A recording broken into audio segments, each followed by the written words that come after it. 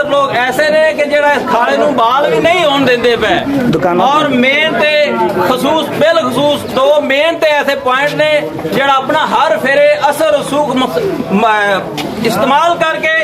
इस खाले ਨੂੰ खुलन ਤੋਂ रोक रहे ने और बार ਅਸੀਂ अपील कर रहे हैं साडे मस्जिद खास कर जे नमाजी ने बड़े ही मुतासर ने आले महल्ला तो मुतासर हैगा ही हैगे ने पर नमाजी तो बहुत ज्यादा परेशान ने लोगों ने बड़ा ही मसाल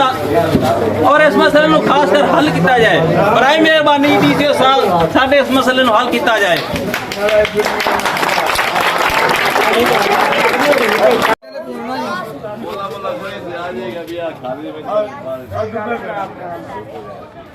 ਚਾਚੇ ਕਾਮੇ ਨੂੰ ਅੱਗੇ ਲਾਓ ਹਾਂ ਵੱਡਾ ਇਹਦਾ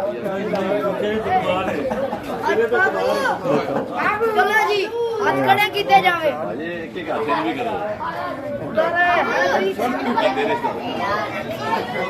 ਤੇ ਰਿਕਾਰਡਿੰਗ ਆਪੇ ਹੀ ਲਾ ਲਓ